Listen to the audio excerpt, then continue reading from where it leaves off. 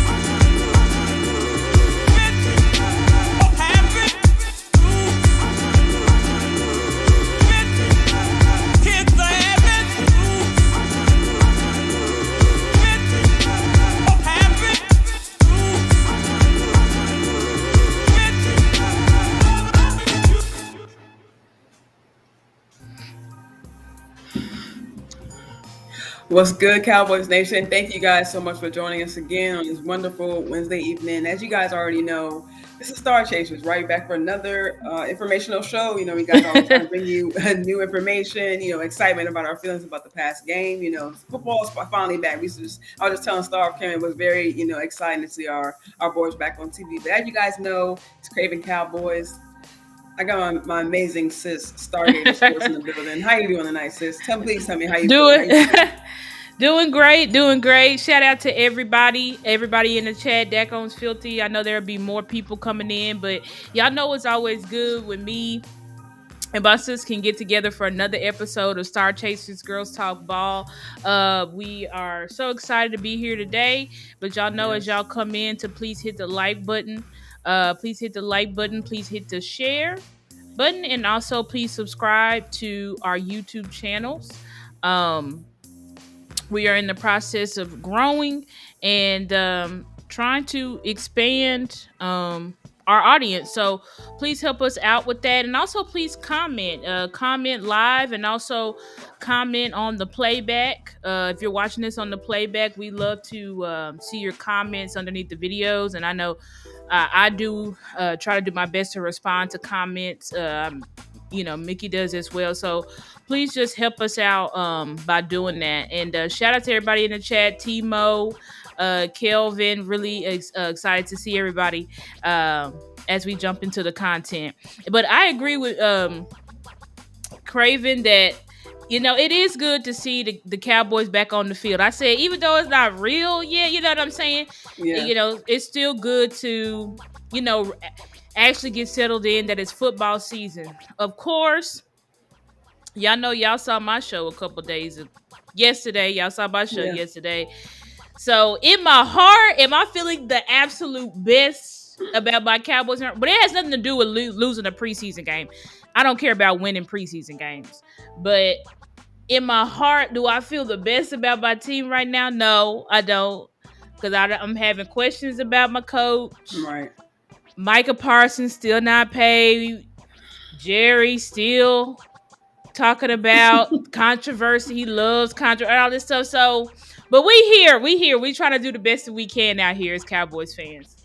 Yes, no facts. It's like I was, trying. I've been trying to hard so hard not to look at some of these, Parsons and Jerry stories. 'Cause I'm just like, I know it's just, clicks and views. I know it's just stories for the, the journalists to kind of put out there because not saying there's nothing else to talk about, but it is a big piece of, going into the season and wanting our. I mean, just like you said, sis, sometimes it's hard being a Cowboys fan, but especially when you see other deals getting made, like an integral piece of the Buffalo offense, James Cook getting an extension. You know what I'm saying? He was holding out, you know what I'm saying? And even something, I think it's something he said about Trent Henderson showing up to camp. You know what I'm saying? Not saying he gave in, but hey, okay, he's willing to show up for the team and say, hey, let's see if we can cut, meet in the middle on this thing. But to see no movement, between Parsons and the Cowboys, that's a little.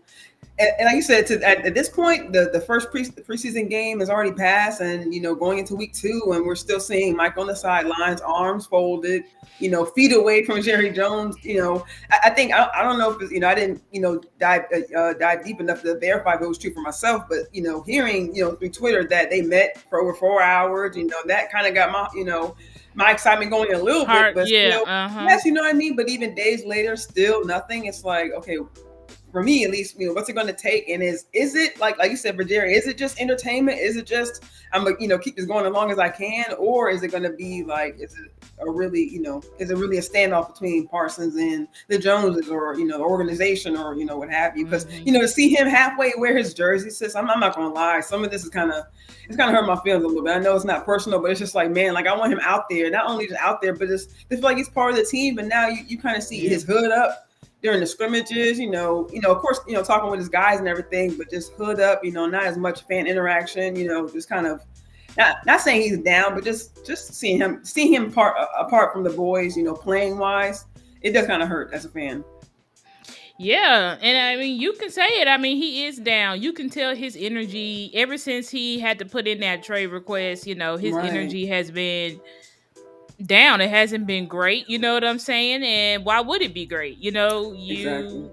He forcibly. Well, I mean, he doesn't have to be here. He can leave, but if he leaves, then he gets charged fines and all of that type of stuff. So it's just a hard deal because he wants to be out there practicing with his guys. He wants to be out there working out. He's not getting better.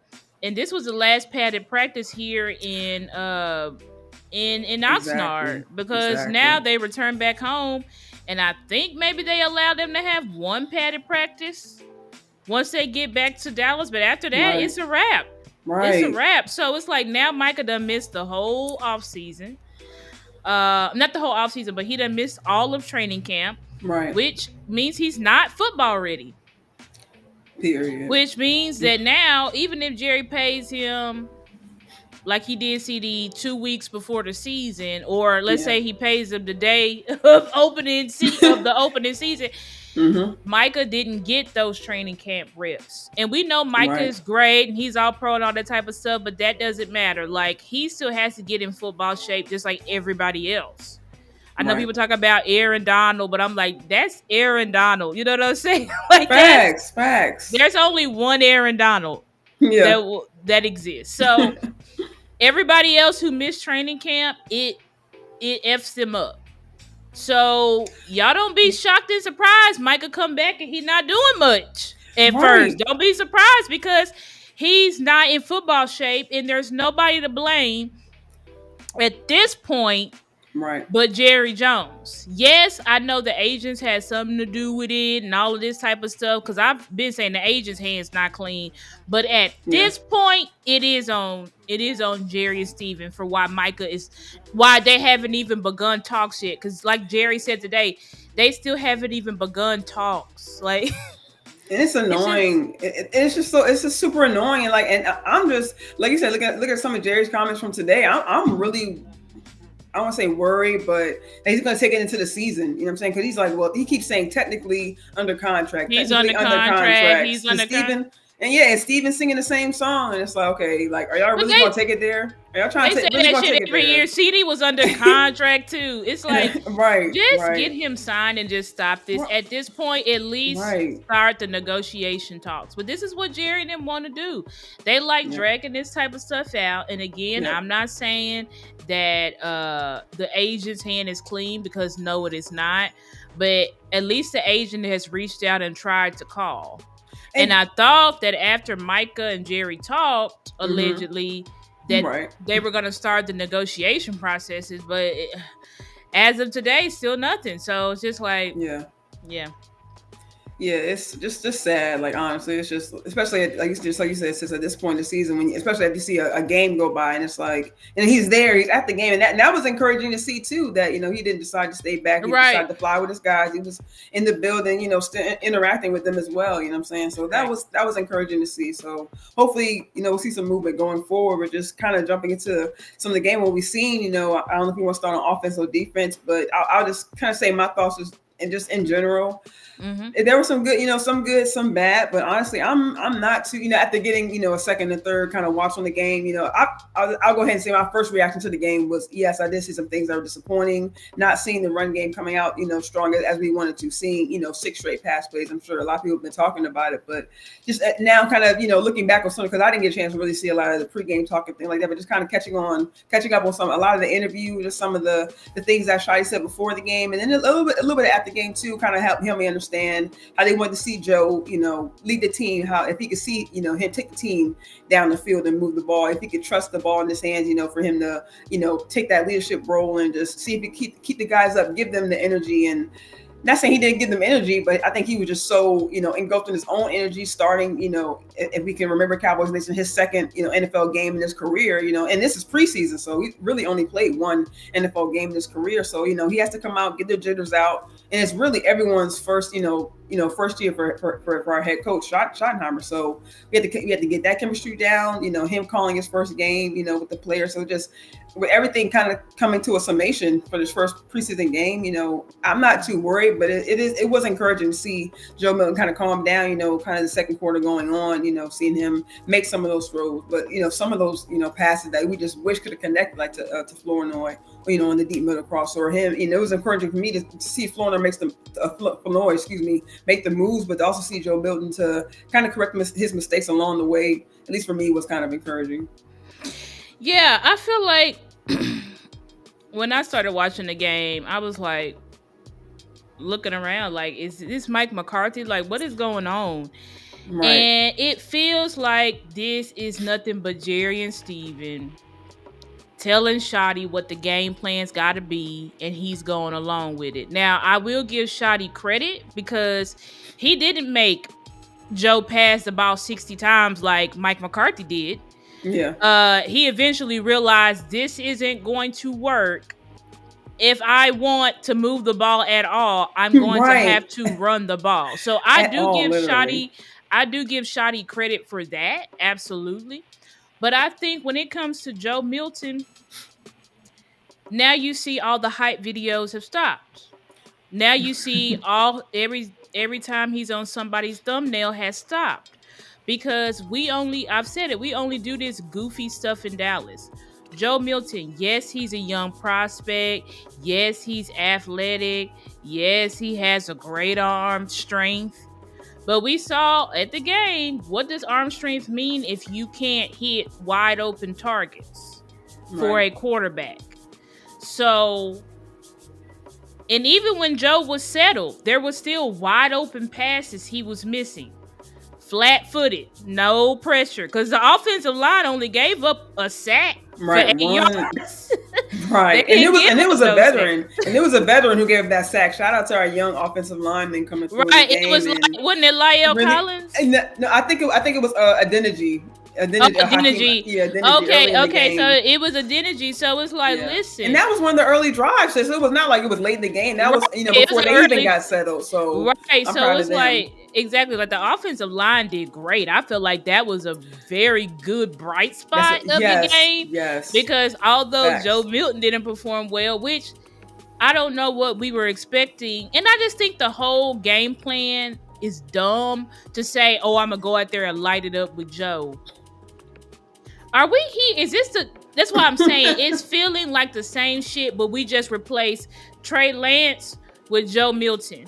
Because it feels like we're trying to make preseason all about showcasing Joe Milton when we should be making preseason like the rest of the teams out here about getting better. Implementing our scheme, implementing our identity. which Right. Shoddy said was to run the ball. Facts, If that's Joe true. Milton gets into an actual NFL game because something happens, God forbid, knock on wood, to Dak, Right. he's not going to be passing the ball a lot. Right. We're going to be running the ball and doing play action. So I don't really get the whole I want to feature Joe Milton and light it up. It's like, shouldn't your job be to like get the quarterback? Because these are the backup quarterback. He only has 3 games to get actual snaps. Right. So it's like you should be putting him into like a simulation as if he's playing a real game, not having him do something that you know in the actual season you wouldn't have him do in the first place. So that's the type of stuff that, you know, I just get concerned about. I get concerned with Joe, with this whole competition thing, because it is feeling like last year, Cooper Rush, even though Trey Lance had the upside and all the great things, we still there wasn't ever a competition between Cooper Rush and Trey Lance. Now, granted, right, Mike McCarthy pulled a wild card and still, because I thought for sure Trey Lance was going to be QB2. He ends up being QB3 and holding the clipboard all year. But with Shoddy, I don't think that's going to happen. I think he's already all but declared that Joe Milton will be QB2. Because even him being asked about giving Will Greer more snaps, he was acting annoyed about it. He was rolling his eyes. He was laughing. Like, it seems to me like this whole compete every day is not really real, but it's what Shoddy was saying. But see, that's why we named this show Exposure, because not only just the players, there was some good exposure, there was some bad exposure, but also we always said about Shoddy, he talks a lot and what he says sounds good, but again, he's going to be judged by actual games.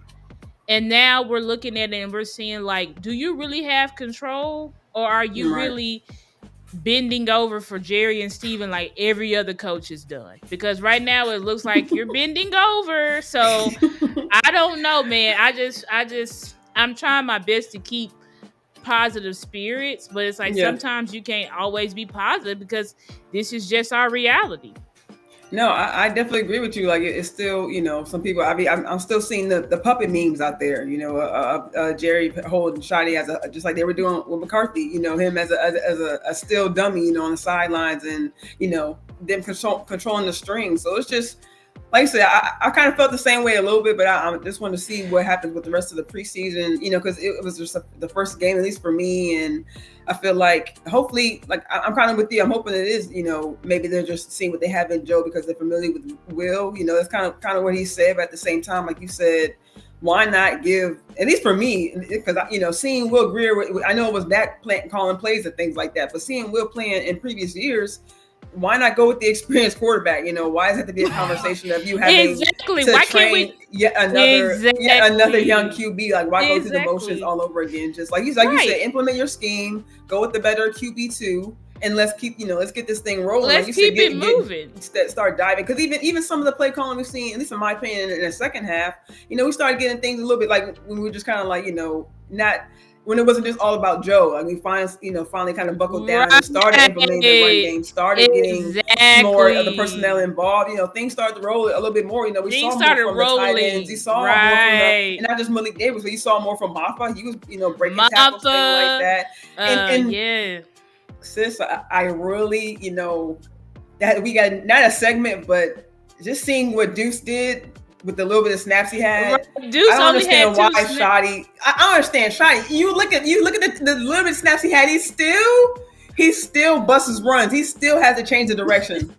Like, I don't understand what his hesitation on Deuce is. I don't know. I'm seeing what you're talking about now. That's sis. what I'm saying. Like, I know, get it. You know, and I'm not gonna lie, I was a little frustrated because they were doing some of I'm starting to see maybe a little bit of Schottenheimer's maybe a little bit of his influence in past season, because we're seeing some of the plays that Dak would do to Deuce, like throwing, you know, short passes to him when he's still trying to block off a linebacker, you know what I'm saying, or a DB, and it's like, okay, those plays don't work, but if you just give him the rock and let him tote it, give him a little space, even when he doesn't have space. I don't know if you saw that play where he had to change the direction, whipped out to the left. I think still got a yard or two. That change of direction was crazy. Yeah, Deuce averaged like um He's a 5.5 5.5, yards. Yeah, he 5.5 averaged yard. 5.5 yards per carry. Because I'm trying to see. Because I'm like, yeah. Because the first 3 plays it was pass, pass, pass. Okay, and then this play. Yeah, the first Zeus's first carry, he got 8 yards. Yes, I'm just man, like, and just like man, it's just he's hard to find on the field. He can disappear through those holes, get skinny. He got 8 I just yards, like and he that. got 6 yards. That Yes, it messed up our drive because we ended up getting that flag. a penalty. Exactly. Oh man, it's just. I just love that he's still putting the effort forth. Like, although he is dealing with a slight injury, it's not as bad as last year. But although he's getting limited, and even Sean, I'm glad that Sean at least is sticking to that. He did say last week that hey, we have some some packages ready for use. And I don't know if we got through all those plays or even got through any of those plays, but I just love that even though the little bit that we saw from him, he took advantage and showed that I was out for the majority of this week, and I still came in and got got some yardage. You feel me? So I'm very happy with what I saw, and just overall with the running back room, Malik Davis coming in. I'll be honest, he shut me up.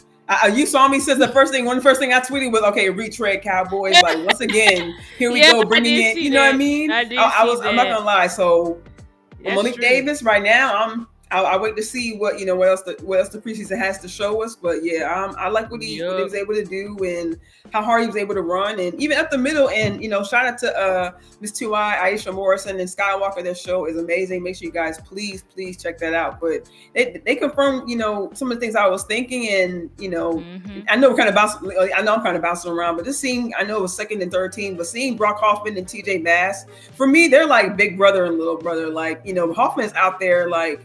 Of course, we know the energy he brings to the field, but he was helping out Bass a lot. With him, Bass taking more snaps on the center. But even though Bass is handling his own, at the same time, you kind of saw Hoffman kind of step up in those moments. You saw him, helping him keep off guys, stave off guys to keep the pocket clean. I just saw moments of Hoffman stepping up, and not saying we don't see that from him a lot, but I like that we're seeing it more. And it's not just about flailing the guy off the field or just fighting the guy in front of you. It's he's becoming more about his team, more about, his teammates, and, making sure he follows through on his assignments. And I like that we're, and just speaking overall about all the, most of, if not all the young guys on the O-line, I like the progression and just really the maturity that we're seeing, for like I said, from guys from Hoffman and Bass, who are kind of the veteran of the young guys, if you will, but at the same time seeing Austin Richard step up. Nate Thomas, I'm hearing a lot of good things about him step up, and even to guys like some other veterans. I know he went down for a little bit. Sadiq Charles, he did a little bit. I saw they were bouncing guys around a lot, but Adeniji, I liked his first drive. I'm not gonna lie, although he did let up the sack. I like what I seen from him at right tackle. I was a little bit not disappointed. I know Cornelius is a rookie, but he's definitely showing, his rookie side. So I'm glad that Adeniji can kind of step up in that role if need be for Terrence Steele, because we definitely need, a sturdy backup right tackle, who we really haven't had a lot of in the past. At least my opinion, the last couple of years. What I'm saying? Trying to get let's go to work over and over. No offense, I'm sorry, let's go, but trying to get one piece to work over and over, it doesn't. I'm glad that they finally decided to switch it up a little bit at that position and to get a guy in here who can handle it. Facts. And I think that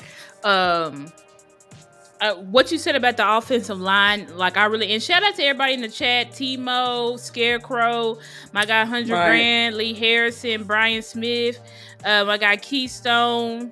What's up to everybody in the chat? Thank you guys so much for rocking with us. We really appreciate y'all being in the chat with us. And y'all know if y'all are in the chat on YouTube, please like the video. I am streaming this on X, so if you're on X, please come to the YouTube side, like the video, and then you can go back to watch it on X. But really appreciate everybody. But yeah, I agree exactly with what you said. I feel like if we were to say where we have our deepest depth on the team, like I would say that our offensive line, because I think a lot of our offensive linemen are good enough to be starters on other teams. Like you brought up TJ Bass, like you brought up Brock Hoffman. Those two we've been developing for 3 to 4 years now, and they have developed really, really nicely to the point where they are plug and play players. If we have to put them in the starting lineup, we know we're not going to miss a beat with those two. And then, like you said, we added in the tackle depth of Johnny Cornelius, who's a rookie, but also Sadiq Charles, and who else am I thinking of? Oh, Adeniji also, Yeah. Adeniji. Both of those guys, I feel like, have stepped up and have looked pretty good. You know what I'm saying? Yeah. All throughout camp, awesome Richards, and all of them can kind of like move again across the line. They've been doing a lot of mixing up. They said they're gonna start giving TJ Bass more center reps and things like that, because they really are trying to develop and make sure that everybody is cross-trained, especially those who are like lower on the depth chart that are not starters.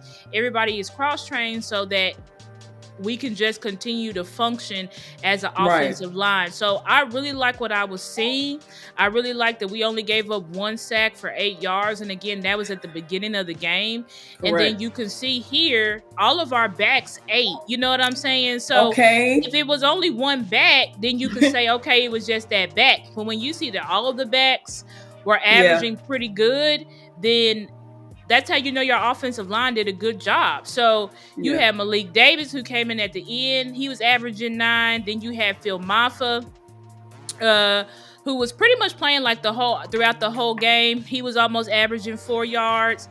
Then you have Deuce that was averaging 5 yards. Granted, he only got 2 carries, but he was still averaging 5 yards, almost 6 yards a carry. So when you take all of that into consideration, that should make you as very happy and hopeful as a Cowboys fan, because you're saying at least we know that we can run the ball.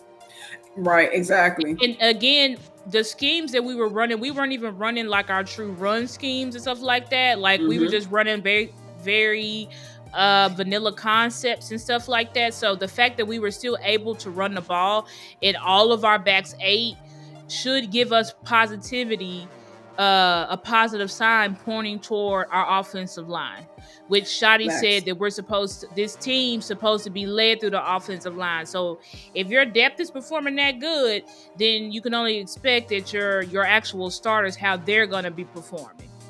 Right. I definitely agree with you. And that kind of speaks to what we spoke about, I think, a couple of weeks ago, talking about the running backs being kind of an open competition. You know, even though in this game we only saw, a limited amount of backs in our complete room, some due to injury, some due to, guys sitting out like Javonte Williams. Hopefully we'll get to see him this week or next week. But, we kind of seen, from the spring up until now, we've seen Javonte Williams, get some good runs of practice. Although Miles Sanders is out right now, we saw him get some good runs in the scrimmage. So we are, I think in my opinion, seeing just, some good things all around from all the guys in the room, in this game included Deuce coming in, doing what he was able to do. Of course, we've seen Jadon Blue in practices and the scrimmage, and he was able to eat as well. So I think, I think when it comes down to, hopefully by the end of preseason, we'll be able to see I don't know if we'll see all of our guys. I don't know if Blue will get out there, but, hopefully he'll get better, but I don't know if we'll see him playing preseason, but hopefully we'll be able to get a whole full scope on our room before deciding who's going to be our starting backs. And just kind of, I want to, pose this question to the chat, and also to you, sis. I think this is kind of an indication on coaching as far as O-line and possibly running backs as well. We were doing cross training with our young depth guys, in these past few seasons, but under a different coach. So now bringing in, Connor Riley, but with the mix of Clayton Adams, of course, working hand in hand with Schottenheimer and some of the play calling. But I think this says a lot, on coaching, because, we were doing cross training, doing musical chairs, throughout the spring and bouncing guys back and forth. And like we were doing before, also with Awesome Richards and trying to see what Nate Thomas can do at guard. But just seeing the O-line improve. I know there were some individual faults, of course, penalties, things like that, some whiffs during the game, but just seeing see the O-line play in general as a whole, like Tyler Smith likes to say, 5 is 1. I think we saw them move, a little bit closer to that step, kind of smooth to see them move in unison, see them keeping a clean pocket for Joe Milton, him being able to get those throws out. Although, some even Miss Tuwai said, she said that Milton didn't even seem like he was flinching in the pocket because he was able to get those throws out, and those guys were able to hold up that great protection, whether it was through the, once they got the run game settled, even she said, she noticed that there were some great runs behind TJ Bass and Brock Hoffman. So seeing that middle open up, I think that says great things, and also with the play calling as well, having our guys do more than just, basic things, trying to do, we're doing combo blocks. We're having our guys pull, we're having our guys trying to get to that second level. So I think that, at least in my opinion, is kind of an indication on an improvement in coaching and, doing what our guys do best. I'm saying? We've seen those guys, from Bass and Hoffman climb, but also BB, saying our first team guys being able to do that as well. I think they're kind of just trying to sink their teeth into what these guys do the best and just really, swaying these guys in that direction. And we see the improvement. Absolutely. I agree with that. I mean, I said it too. I was like, the people that we need to be thanking the most, because we haven't been able to run the ball really for the past 2 seasons. Right. So the person that we should be thanking the most is Clayton Adams and Kiner Riley. Right. Because they seemed so far to have actually fixed this offensive line. Now, of course, could there be improvements? Yes, we can always improve and can always get better. Right. But I think when it just comes from a fundamental standpoint, we just look way sharper and sure of ourselves in the run game than we have looked in the past 2 years. Yeah. In the past 2 years, us running the ball has just looked a mess. It's just looked a mess, and we've been, falling all over each other, running into each other, not able to sustain blocks. Even on our power toss plays, missing your aiming point. It just has not been good. It has not been good. Now we did toward the end of the season, we started getting like a running rhythm. I will admit that. Like Rico started getting like multiple 100-yard games and stuff like that. So we were able to get a rhythm, but still, it still didn't feel like we were, what's the word?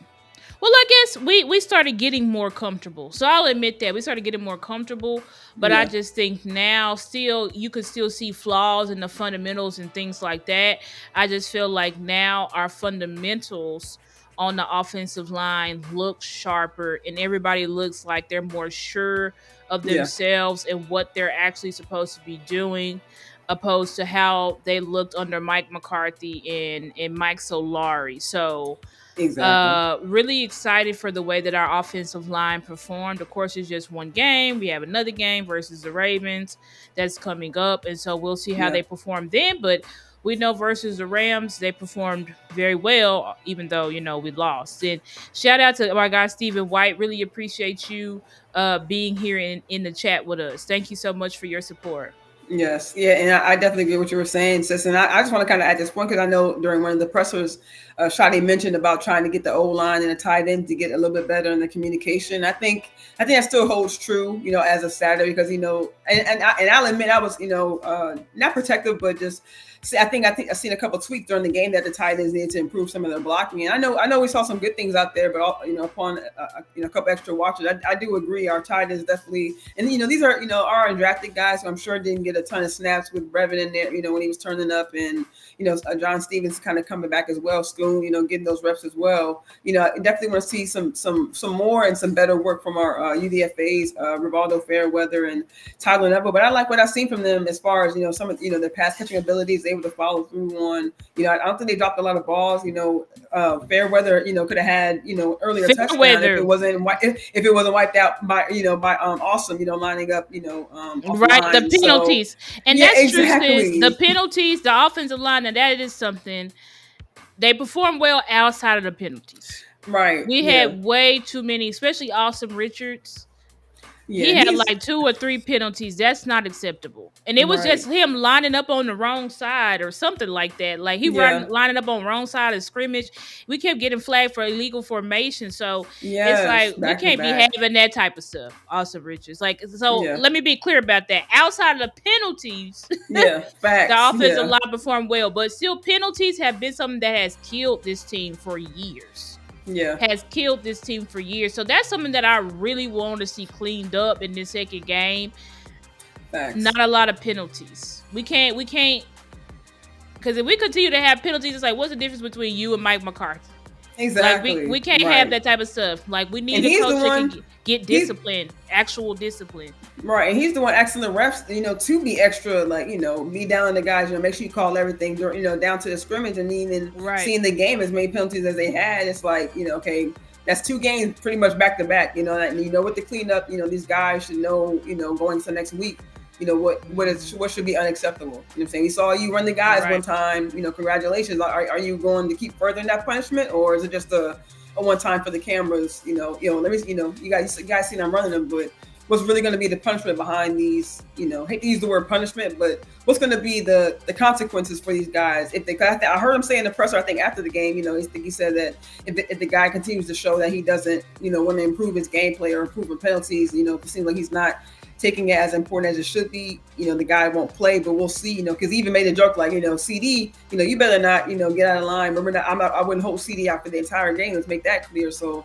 let's see Right. let's see what, Shotty will do to, if a starter, some of our potential starters, are making mistakes like this back to back and don't decide to clean them up. Right, exactly. That's what I want to see. Like, what are you going to actually do? Because, of course, he said, "What's up, the basement boys? Glad to see you." And Zeely Hero Games, what's up with you guys? What's up? Glad to see you. You said Collins. I guess you're asking about Lyle Collins. What about him? But yeah, for real. Yeah, when he came in, I think his first play was a penalty. So yeah, he didn't. He didn't play. Bro. He got to get it together. I got to look at the film more closely because I heard he ain't looked that great, but I want to look for myself before I make that. But yeah, it looked like when I'm looking at the penalties, Austin Richards had 2 back-to-back penalties here and here, and then it looked like Sadiq Charles had a penalty earlier in the game. And then I'm trying to see, because he had a penalty here. Sadiq Charles, offensive holding, took out 10 yards, took out Deuce's run. Right. And then I'm trying to see, was there any more penalties in the first half? Because I'm like, maybe we cleaned it up in the second half, possibly. Shout out to our favorite Swain in the building. What's up, fam? What up, Swain? Glad to see you, Swain. Glad to see everybody in the chat. Okay, I'm not really seeing.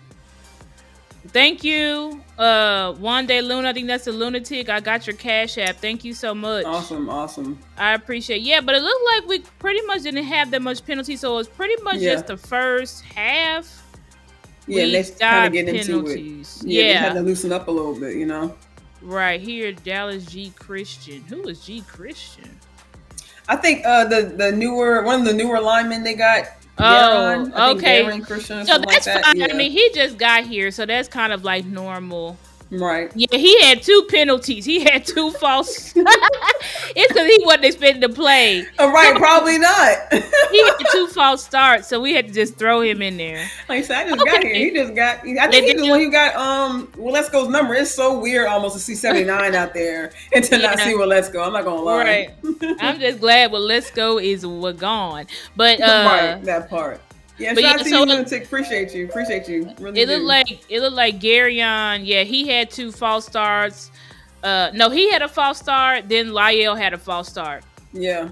Then Awesome had those 2 penalties. So maybe the penalties is not that bad once you actually look at it.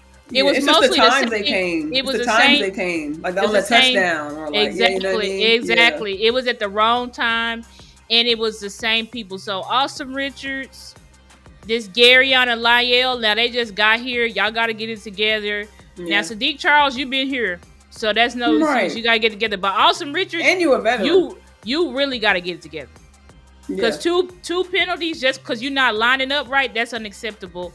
But shout out to my guy, the Lunatic and Ty Church. Thank you guys so much for y'all support. Yes, really appreciate y'all support. Yes, and I think to your points, I will say that I think in regards to what's the lineman we were just talking about? Dang, I just lost him. But Garyon, whatever his name is. Yeah. Oh, Christian and Lyle. Yeah. Like I don't know if how much they'll really add to our team, but like you said, them just getting here, hopefully they can kind of get their scheme under their belt and kind of catch on. Because I mean, Lyle, I like his size and everything, but I don't want to be like you come in like you're gonna make the team, and then you come out not really showing anything. So seeing Malik hurt a little bit, I was like, man, what's going on? Like I think he fell. I don't know if the guy pushed him or anything like that, but. I would Yeah. just love to see our alignment, kind of, like I said, I love our depth guys, and seeing Austin Richards out there. I like seeing him get some snaps, and I know we haven't talked about him a lot, but I like what I've seen from the first couple snaps from Nate Thomas, getting in there, looking settled, and I like that he's, showing his progression as well. Facts. I agree with that 100%. Oh, and also just one more point I want to add, since I don't know if I don't know if it's a question or anything, but just I like the point that Clayton made in his presser, talking about that he was up in the box, looking at the formation of the line and saying that he probably will, could possibly spend more time up in the box looking down. I think that could have a positive impact, being able to see from up top, some of the implementation of these plays and just how well that these guys can run. I think that can, add a great element to this room, and just, like he's, both coaches have said that they stay in constant communication with each other. So with Clayton up top, Shotty on the field, I think, they can get that much closer to the goals of the team, I think that much faster.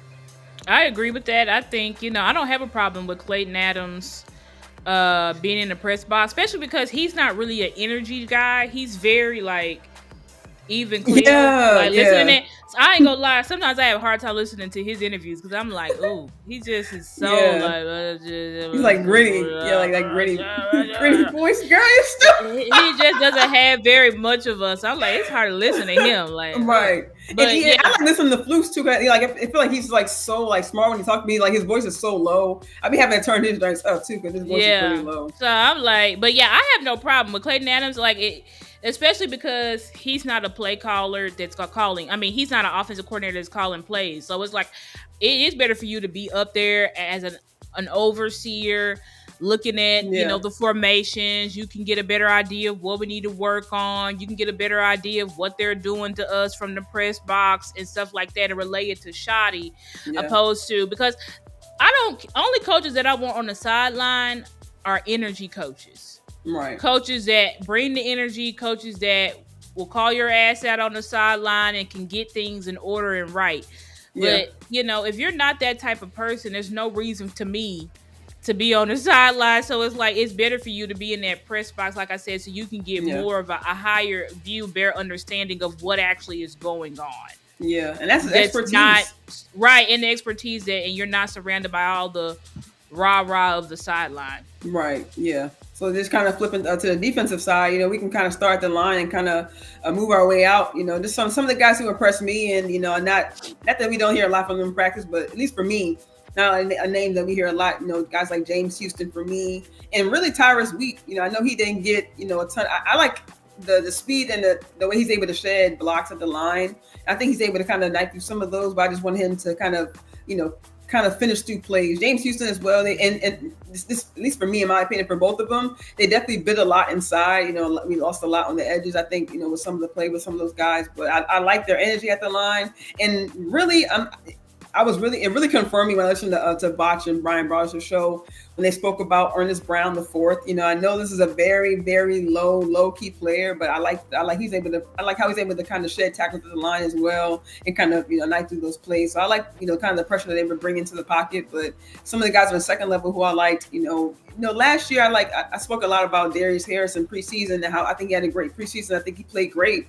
I think it was either the second to last or the last game I think they played against Washington. I think he had a good game as well, but I liked his game. Speaking of the second level, I think my guy Kimon Hall, he didn't have the greatest game. I was a little bit disheartened, but I love what I saw from Zion Childress because I like his speed, not just his closing in speed, but just his speed in general. And just his tenacity at the line and his really he was throwing dudes out the club. I saw him toss one dude out the way and still attack the run. So I'm just like, first of all, who was this guy? I'm spending my energy on Kimon Hall, guys from last year who I want to see step up. But he definitely flashed in front of my eyes, and I like what I've seen. And I think like I said, I was watching a Sky and 2 Eye show earlier about them. They mentioned a quote that Shotty, the coaches told him that he has a chance, at that nickel spot. And, we definitely need somebody who has that speed at the line because as we saw with the Rams, not just with the Rams, but any, speedy back at that line, shiftiness at the line, we need, containment, and if our D ends, hopefully they can improve, but, that's what the second line of defense is for the guys to kind of clean up the defense, do, eat to the inside. So I like what I've seen from those guys, another, some more guys on my list, but, what are some of your thoughts and, who are some of your standouts on the defense and, some guys that, made you think twice a little bit? I would say now honestly, I didn't love what I saw from James Houston. So I mean, not James Houston, Ernest Brown, but it's Oh, because yeah. he's a defensive end and he shouldn't. He's a defensive end that they're trying to convert to a three tech, Yeah. I guess. Yeah. And he just looks way too undersized to be inside. Yeah. Not saying that he didn't show anything great, but I just didn't think that he looked too good, especially in the run game. Yeah. Now, when it comes to like standouts, I think that Maris obviously stood out. I think from the very first play, Right. from the very first play on special teams, he set the tone. So Maris seems like he's definitely one of our tone setters. Yeah. And I want more players like Maris who don't make excuses. Yeah. And that go out there and give their all because you're getting paid to do so. You know what I'm saying? Like, that's true. I think that and shout out to Coach Marv because he's like, we got to hold the front office accountable, but we also got to hold these players accountable because at the end of the day, Jerry creates controversy, but he's not the one out there calling play. He's not the one out there doing the plays, running routes, doing the technique to shed blocks and get to the pass rusher. I mean, get to the passer. So, you know, those are things to consider. And I like a guy like Maris because he seems like a guy that he's giving you 110% no matter what. He's not making excuses. I think some of our players, too many excuses for me. Now, I'll say that Zion Childress obviously stood out. I think he was the one that was really like flying up to the line of scrimmage and making those tackles. Now, I think he missed a tackle or two, so we got to work on that because I think there was a time he should have had a tackle for loss, but the guy ended up breaking the tackle for like 5 or 6 yards.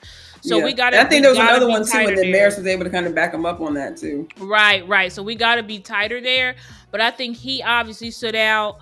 Our guy Izzy stood out clearly. You know, the only person that got a takeaway, and the takeaway he got was crazy. Like that was an acrobatic. That was an acrobatic interception. So that his shows back was literally to the quarterback. Right. That so that shows you. I don't have no idea. So that just shows you once again, Izzy is a gamer. Yeah, you may see him getting quote unquote cooked at practice, but you don't ever see Izzy in games getting cooked. Name a game where you see Izzy, he's getting cooked. Like, you're not going to see that because some players are just gamers where it's like they may not practice the best, or maybe at practice they try in different things so they don't look as good. But in the game, they turn it up to a whole different level, and those are the players that you need. You know, I think that who else did I think showed and did some good things? I did like, what I saw from Tyrus Wheat. There was a block that he like blew up and all the way into the backfield. So I liked what I saw there. He made some mistakes, but I still think that, he's one of our developing bigger defensive ends that we only play him on the edge, but he has good edge setting ability.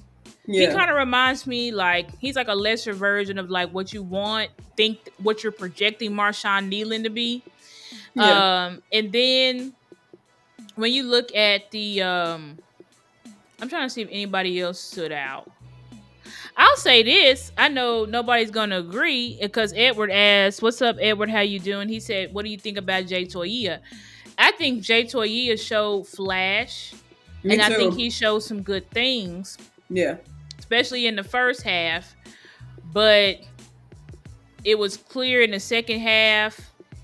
He just looked so wobbly. He looked wobbly the whole time. Because he gotta get his strength up. And that just happens. He's a rookie, guys. He just came out of college. Right. So in college, he's the strongest man. But here you ain't nowhere near the strongest man. So And Flu said that. He said a lot of rookies had kind of went back, was in their rookie moves, on Saturday, if you guys will. Like, he even mentioned the same thing about Ezaraku, he said, Ezaraku did well, but it's like, he just kind of Right, you're a rookie rookie. tendencies, and Exactly. exactly, you're not gonna overcome that wall in one night, guys. Exactly. And I love what you said about Toya. I thought he was able to get downfield. I thought he was able to bring some pressure to the pocket, at least in the first half. And I like what I saw from him. Although he did get washed from a lot of plays, but a lot of the D line got washed on the plays, so it wasn't just him. So I think I like what I was able to see from him. He showed some power at the line. I loved it. All the rookies showed some flash, but of course they struggle because they're rookies. You know what I'm saying? They don't have the bodies. Even Donovan Ezaraku, he looks very small out there. Yeah, he looked very small height and small in stature. Yeah. Then you have Toya, who's a large man, but again, that's a lot of fats, not muscle. So it's just like I said, he looked very flimsy. He couldn't keep his stance a lot. Like he would make a cool move and then he just fall to the ground because it's it's just a lot going on. But that's just something they have to develop. All of these players have to develop. That's why we are saying respect one tech, because we knew Jay, you want him getting snaps. Of course you want him getting snaps, but you clearly saw that if you try to give him NFL actual, you're going to play half of the snaps. Mm-hmm. It's not going to look good. Right. You're trying to face one NFL body like you're facing two NFL bodies. Exactly. And then you got to know here, he was getting handled by fourth and third stringers, guys. So you have to put that into context. If he's getting handled by third and fourth string offensive linemen, what do you think Philly's offensive line is going to do? What do you think the Lions or the Chargers, the Chiefs, what do you think these offensive lines are going to do to Jay Toya? So this is why we said we need to go and get proper depth so that we can have him have him in there in the mix. We want him in the mix, but you don't want Jay Toya get more than 10, 15 snaps a game. Right. You don't. So that's just my evaluation of him right now. And yeah, they have to all develop their bodies. They're just too small. What's up to my guy, Lou? Y'all know we love Lou over here, one of the best content creators out here, the film breakdowns and everything like that. So y'all know to go give him a sub for sure. Yeah. But yeah, and I think also when it comes to Mozzie, well, everybody probably wants to know, what did you think about Mozzie? First of all, Mozzie only got first of all, do you have anything to say about Jay Toya, or we can move on to another person? We can move on to the next person. I agree with your points on Toya, and like I said, I like how the way he's able to move downfield, and not like other guys on the line too, King Basote. Saw Denzel Jackson out there as well. Yeah, I do still think that our DT room does need more work, but from the guys that rookies, of course, from what we've seen from them from so far, still want to see more development. But I like the energy that they're showing, at least what they showed in the first half, and being able to right. Stand through those NFL bodies. Excellent. Yeah, I agree. And then, but Mozzie only played like 12 snaps, and a majority of them were either play action boot passes or runs away from him. So I want y'all to realize that, like, if Mozzie sucks so bad, then why are teams intentionally running away from him? Because they intentionally targeted Jay Toya. That whole second half, they just targeted him. They said, we're going straight down y'all's throats. Yeah. But it wasn't just Jay Toya, as Mickey said. It was also Denzel Jackson. It was also Tommy King Basote. Yeah. So you have to know that the run looked totally different from the first half to the second half. Yeah. Because Winfrey was in there in the first half. I like his energy at the line. He's able to kind of knife through those tackles. Exactly. I love that. Winfrey provided. Winfrey had good flashes. I realized with him, I'm like, I don't know why y'all got him listed behind Mozzie as a nose tech. He is a 3 tech. I think the 3 tech rotation is gonna be fine. Osa, Solomon Thomas, Perion Winfrey, I got no problem, with that. I got no problem with the 3-tech room. The issue comes to the 1-tech room. And when Mozzie was on the field, they weren't running the ball. When Mozzie wasn't on the field, that's when they were getting the big runs or when they were running away from Mozzie. So I'm gonna do a show about Mozzie and stopping the run and stuff like that on Friday with my guy Lou and my guy Coach Marv. We're gonna do a show because I really want to break down the run game and break down scheme and Mozzie and all of this type of stuff, because I believe there's a lot of narratives out there on Mozzie that people are expecting him to do something as a 1-tech. When you look around the league and it's like, look at the stats of all the 1-techs around the league and let me know what stats they got. The 1-techs, and I'm not talking about trash 1-techs. I'm talking about the 1-techs that are on the best run-stopping defensive lines in the league. You let me know what their stats are. Now, you can go and say outliers like Vita Vea, obviously. Outliers like Dexter Lawrence, obviously, who were nose techs that get sacks and tackles for loss. But guess when those two gentlemen started getting actual stats? It wasn't until year 4. So we have to realize that about defensive tackles, guys. Like, they take a very long time to develop. And I just pray and hope we keep Mozzie, we keep Jay Toyia, and we continue to develop them instead of getting rid of them. Because that's the problem. We want what everybody else has, but everybody else is willing to develop their young DTs. Exactly. They're willing to let them cook for 3-4 years. But only in Dallas, we want immediate results. And if you're not getting immediate results, then you suck. Then you're a bust. Then you're all of these negative words and connotations. So I was just reminded of Deion Dawkins. I just, I forgot, but the Bills were on Hard Knocks and watching them. I'm like, man, I forgot that they had him. He's able to kind of, stuff up that middle. Like, some of these teams have their staple guys at those positions. And I was even a little bit upset last year that Washington pretty much threw a rookie at the DT position, and he was, kind of eating up. He was able to, not that they developed him, but they would, I'm assuming they took their time with him because he was able to do some things mid-season, late into the season. So I just want to see that, like Star said, whether it takes developing a guy or whether you develop, the right type of guy and, put him in the right scheme and make sure that, you put everything around him that's necessary. But that I'm with you, sis. I want to be able to see a change in the DT room, and not just see a new face, and that the Cowboys trying to put a Band-Aid on the problem, but actually solve the problem, and hopefully going forward that we can see. Hopefully, with the guys, I don't know if they're going to make any moves, but hopefully with the guys in the room that we have can take the development that they had so far and improve upon that, because we definitely need. Like I say, we did solid in the first half, and these weren't our starters, so hopefully we'll see some more improvement as preseason goes on, or we'll see what they'll deal us in the first week of the regular season. But we definitely need to, there's definitely a spot that the guys, and we haven't even talked about it, but I'm sure we don't have to. We know the coverage aspect of everything. The Cowboys still getting beat with big plays down the field. We've seen Booth get beat, Rochelle get beat. Big plays is what continues to kill us. You know what I'm saying? That's what was happening in the first half. We wasn't getting killed by the run. We was getting destroyed by big plays. And when you don't have, that's why it's like a real pressing need along with DT is cornerback. Like, y'all got to get some cornerbacks in here, because right now your cornerback depth looks like not good. You know what I'm saying? Now, granted,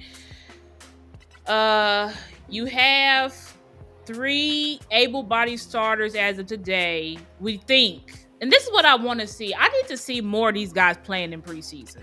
I don't know why we would be protecting Kyer Elam, because how many times have we seen camp heroes? We need to see, because the last time we saw Kyer Elam in an actual football game, he got cooked. I need to see what does he look like in an actual football game. Before I can just bet the house, he's going to be fine. I don't know about that. I'm with you. I'm surprised too, because the Cowboys are the ones who didn't pick up his 5th-year option. So I'm surprised that they wouldn't want to see a guy like him, a guy like Javonte Williams, a new guy in the scheme, new guys that you bring in from other schemes.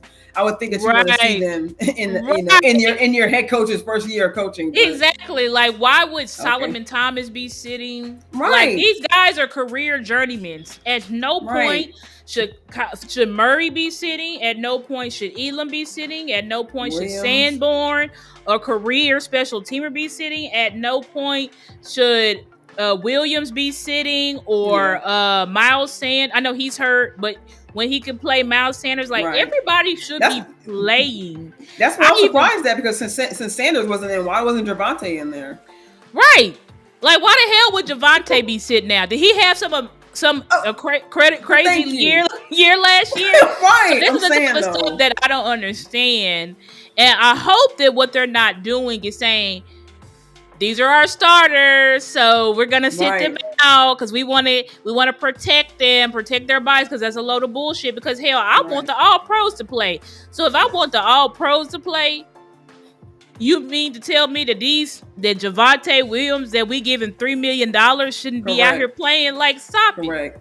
Stop it. Why Peyton Turner out there then? Why he playing then? You know what I'm saying? Pretty much the only veteran free agent you brought in that was playing was Peyton Turner. I mean, unless I'm tripping. Like, I don't remember any other veteran. I like Peyton Turner. Yeah. I like what I saw from Peyton Turner. Right. I was surprised when I seen. I like that they, he like you said, he played well on the outside. He played wide 9. Like you say, he played, inside a 3 tech. I was surprised he was moving around. He was getting some things done. Hopefully he was getting some things done. He made a great gap exchange. He made a great gap exchange at the goal line. Yes. So I like what Peyton Turner brings. I feel like he could low key be our. I'm not saying he is Chauncey Golston, y'all, but I'm saying he low key could be our Chauncey Golston replacement. A guy that we can kind of play inside out like a Swiss Army knife, like we played Chauncey. Right. But just to add a quick point, and I think something that Brian Ross was talking about earlier, because he can handle those one-on-ones on the tight ends, and he's great at working on the outside, and he can get pressure to the pocket. So like you said, if he can just, at least in my opinion, if he can get back, because it's no slight to the guy, but he was kind of a hurt guy before coming in. So him kind of getting nicked up in the game and then in practice again, it kind of sucks, at least for him. But it's just like, hopefully he can get back and show, because like I said, I was surprised by what I seen, and that like we can use all the depth, whether it is DN, he was going up and down the line, so we can definitely use some depth pieces, depth guys who can do different things. So hopefully he can get back. I'm excited to see the DN room, and even speaking of the DN room, Sam Williams, he's out as well. That's the thing, I was surprised at that, because I understand the injury, but at the same time, you have this guy who's amped up to get back. Right. It's like you need to let him play, because it's like Sam, he's been participating since day one of the off-season program. Yeah. So there's no reason to not let him get. Listen, all I will say is this, Shotty. You said, we're just switching things around, and some guys that didn't play this week will play next week. We better effing see it. Yeah. Because if I don't see more people playing in this second preseason game, then I'm like, oh, okay, I see what this is. You're Mike McCarthy 2.0. That's what you're Mike McCarthy 2.0. Yeah. You have no control over anything. You go up on the podium and you say what you want to do, and then when we look at the games, totally different. So that's all I'm gonna say, Shotty. Like, you're already like on thin ice. I'm really not really trusting you very much, because I thought at first you were gonna be a coach that was gonna fight back. I didn't think that you were gonna be a coach that's gonna come in here and lay down, especially since you've had a front row seat to who Jerry and Stephen Jones are since 2021. That's why I can't give Shotty too much excuses. Because Mike McCarthy didn't sit here for 4 years. Right. To observe. You know what I'm saying? Like, he didn't get that. He heard rumors about what Jerry is and stuff, but he didn't experience it. You sat here front row seats. So that means you should have known what to expect, and you should have known and developed a plan on how you're going to get around that. So again, if I don't see any changes this preseason game, it's not looking good. It's not looking good, and I'm gonna just say that. And to Edward Dozier, that is true. People do expect Mozzie to be more of a 3-tech. They want 3-tech production, and that's just not gonna happen. It's not gonna happen. Yeah. Even when you look at Jalen Carter had 4.5 sacks last year. Osa, 4.5 sacks. Dexter Lawrence, I think, had 5. And that was all pro. So that's what I'm trying to tell y'all. Like, defensive tackles, unless you're like Chris Jones and Aaron Donald, who are just like, they're on a totally different trajectory. They're walking double-digit sack DTs. Like, you're not getting that. That's why I just don't really understand people's expectations, because it's like, compare Bozzy to the Pro Bowls and All Pros around the league, like, and look at their production. They're not even putting up double-digit sacks. Right. So, in a one tech, the elite one techs, Vita Vea and Dexter Lawrence, they're putting up 5, 6 sacks, maybe 8, 12, 7 tackles for loss. Like, it ain't these crazy stats. So I just really don't know what people want. All I know is when Bozzy was on the field, he was maintaining his gap. He wasn't getting pushed far off the ball.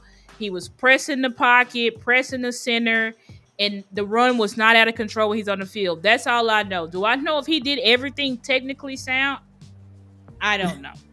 I'm not going to sit here and lie to you and say, yeah, No, I can't lie to you and say that. But what I can say is he looked to be doing way better. To me, in my eyes, it.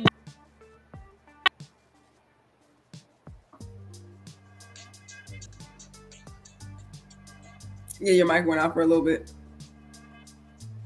And it's still out.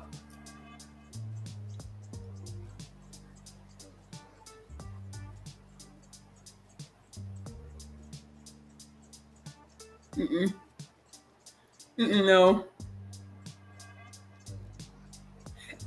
I think it just hit your hand, but it wasn't a hard hit. No, I can't. Okay. Yeah, Sis gonna go out and come back in and see if she can get your mic working. But I'm with her. Like she said, the run game was definitely stout in the first half. I mean, even Shadi said, I sent a tweet out, not too long after the game, that Shadi said the same thing, that he was definitely proud of the run defense in the first half. I think let me see if I can bring up the stats once this comes back.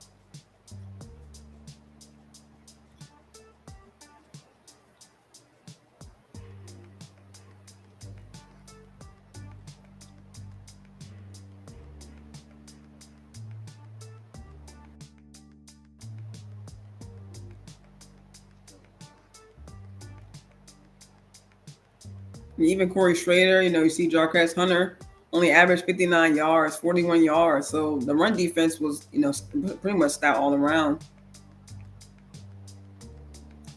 Okay, I'm back. Can y'all hear me? All right, perfect. Yeah, we can hear you. Okay, yeah, but I forgot what I was saying, but I think I was just talking about. I was talking about Mozzie. Yeah, and the run defense. Right, and the run defense. All I know is that the run defense looked good with him on the field. It didn't look good when he wasn't on the field. I hope that they give him more snaps than 12 to just like kind of allow Mozzie to get into a rhythm and stuff like that. And I mean, he said himself he ain't do shit. And really, what he's saying is I was held, status, because in Mozzie's head, he knows what y'all want. Y'all want him to get sacks and tackles for loss. So if he don't get that, he ain't do nothing. You know what I'm saying? That's according to he ain't do that. If people who know football and watch film know he did something, but of course to the casuals, he ain't do nothing. So hopefully they allow him to play more. But again, guys, if y'all watch the games, like, they don't run at Mozzie. So it's kind of hard to evaluate when they're intentionally running the other way or intentionally running in someone else's gap. Right. Or they're attacking the edges. Right. Or intentionally just doing play action and max protecting. Like, what is somebody supposed to do in that situation? So it'll be interesting to see how the Ravens play. So, hopefully he does something to pique you guys' interest. On whenever we play the Ravens, I don't know, Sunday or Saturday or whatever, but yeah, I think it's Saturday. I'm excited. We can kind of close out, just talk about, say, watching the second preseason game coming up this weekend, I'm excited to see how they play. I mean, I only watched a little bit of the Ravens preseason game, but I mean, I did see the first couple of plays. Cooper Rush came out, throwing an interception. We all know the whole QB thing when goes down the drain. But some people brought it up during the game. But yeah, I think it'll be interesting to see see Cooper Rush again, see how the defense kind of takes on the Ravens offense. I don't know if they changed much about it, but I don't know if it's a heavy offense, but I want to see if they can get any more pressure on the quarterback, because we know it's Cooper Rush. I want to see if they can get the pressure, not just because it's Cooper Rush, but because they can kind of break through the offensive line and see how if they can knife through those tackles and see just how much it'll if they be can bring interesting. speed. Yeah, you know what I'm saying? Like I'll be interested to see. We've seen Cooper Rush in practices, a thing like that, but I don't know if we've seen, real game time. Some of these, I don't know if these guys have seen real game time stats against a Cooper Rush, because, they usually don't hit him. So it'll be interesting to see how these guys come out and play that offense. But I'm excited, I'm excited. Like I said at the top of the show, I'm excited to hopefully see our guys kind of progress more as we go into the preseason. Like you said, hopefully we will see things kind of change up. Shadi did say that he had a plan for some of these guys. Hopefully That's what he said. Play a handful of snaps, and maybe we will see some things kind of changed up. I wouldn't be mad at that either. Of course, I'm never with the Stars playing an entire preseason game. That's not how things go. But even just a couple plays a series, to start the game out and get just to get a rhythm, because they say for a lineman, when they were talking last year about Guyton, it takes 20 to 21 starts. So these guys got to get into rhythm and stuff, and not enough with the musical chairs, but by this time, hopefully with these practices after this first preseason game going through this week, with the walkthrough, I'm assuming Thursday or Friday, they'll know who they want to go forth with, whether it's second or third team, but have a stable, I should say, line up guys who you want to see at that position by playing, musical chairs. I know they were doing a lot in the second half, hopefully going into this game in its entirety, they can just see, at least I want to see, the same guys at the same position, and hopefully start seeing the combination that we'll see going into the season. I know it'll still be backups, but have the backups at the places you want to see them, so that way if we do get in season, they're more seasoned in that position, vice not having the muscle memory, if you will, going into the season, hopefully having to play that position. I agree with that. Yeah, so yeah, we could end on that. I just want to see, in this next preseason game, less penalties. I want to see us start off running the ball. Yes. That is our identity, according to Shotty. So there's no reason you can still light it up and deep bomb people with running the ball and doing play action. You don't need to have Joe Milton shotgun trying to throw in breaking route throws and stuff like that. That's not where he's at right now. Right. And he took some hits too in the last game. He took some hits. Right. He also took some hits. So it's like, listen, let's slow and settle the game down. You realized last week, probably not good to start him off in shotgun. So let's run the ball. I want to see Deuce get more carries. I want to see Javonte Williams running the ball. Yeah. As far as the wide receivers, I feel like we didn't really get a great. And now Flournoy was cooking people, but Joe just couldn't hit him. Right. So I would like to see Joe hit some of those throws he missed. Yeah. I would like to see Trayshawn Holden more, because I'm thinking that maybe he needs to make this team over somebody like Brooks. Now, granted, Brooks pretty much caught everything that came his way that he could catch. So Brooks is fighting, but I would like to see more of Trayshawn Holden, because he's obviously been playing well. Shotty said it himself, said that he needs to move up the depth chart. So he needs to get more playing time, because I feel like Trayshawn Holden did not go into like the fourth quarter. Yeah. So we need to see more from him. And I want to see more play from Perion and Mozzie. They only got 12 snaps, so I want to see them give them more snaps this game.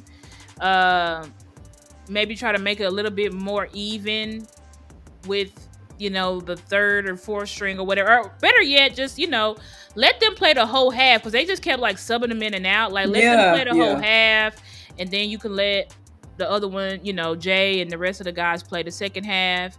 Yeah. And what else am I looking for? I think that's pretty much it. Like, I want to be able to evaluate the wide receivers more and the running backs more. And I want the run to be better stopped. So if y'all say y'all worked on tackling and all of this stuff, then we should see it. You know what I'm saying? Yeah. First game jitters is a thing, but okay, so I'll give you the first game. Second game, we should see some of that technique that they've been learning for Yeah. months, like to be present on the field. Because if not, that's gonna be a concern. Yeah, I agree with you on that. And one last point I want to make, because I know they got into a little bit of the tempo towards in the second half of the game. I know we didn't see a ton of it, but I like that they showed a little bit of it. I like to see a little bit more, just a little bit more, to get guys into a more of a rhythm. I saw them kind of get to the line, just on some, I think maybe two. I don't think I saw no more than 2 or 3, but I like seeing, and I like to see a little bit more, because I feel like the guys play a little bit more when they are in that tempo mode, and can kind of, like you said, at one point you kind of calm the quarterback down by running the ball. Then you can still do tempo and still run the ball, but still kind of keep Joe kind of cool. And also your O-line as well. These guys are still young, still trying to get their game reps up as well. So I think it just kind of calm everybody down, get the running backs going. Get their feet wet a little bit too. So I want to see just a little bit more tempo, and I want to see Tolbert a little bit more. Like I said, I know we didn't see much of the wide receivers, but I would like to see Tolbert more. Yes, for me, I feel like if he makes his team, it'll be off of last year and the name only. Like I definitely need to see more from Tolbert, because he just that first not preseason played. game. That first preseason game, he did not look great. You know what I'm saying? Right. I think he keeps being, every time Dak throws to him in practice, is an interception, is something going wrong. I just need Tolbert to perform and to play up, because it seems like you're getting outperformed. That's another position I'm watching, Shadi. Because you said it's fair competition. It feels like everybody else is playing better than him, but he's somehow still wide receiver 3 on the depth chart. Right. Even though you said we were moving around the depth chart. Right. Y'all sat there and put out the same depth chart y'all put out week 1. So I don't know, man. I'm trying not to do too much. I just want to see some changes. I would love to see if the starters could play just a series. I mean, everybody else is playing. So I would like to see our starters play at least a series. If you don't want to do it this game, then at least game 3. Shotty. So I just want to see. It's like we had this whole tough training camp just for preseason to be bubble wrap and not physical and not our identity that you said we gonna have. Like it's feeling weird. But again, it was just one game, so I'm not gonna completely overreact. But I am hoping to see changes this week. Going forward. Yeah, I'm with you. I'm on the same token as you. So as we close out, you guys. Thank you guys so much for joining us on this evening. Make sure you guys, before you get out of here, thank you guys. Make sure you guys hit like, share, subscribe on the show. Just one more time, our YouTube channels. Make sure you guys, as you guys know, I'm Cravin Cowboys, wonderful sis StarChasers Sports. Make sure you guys like both channels, share both channels, subscribe to both channels if you aren't already. Any last words, sis? Nope, that's it. Hope to be able to see you guys next week. If not, it'll be the week after that. So, all right. But I really appreciate the outro. I didn't bring it up. I'm sorry. All right, we love you guys. I'll catch you next time, sis. Thanks for your time.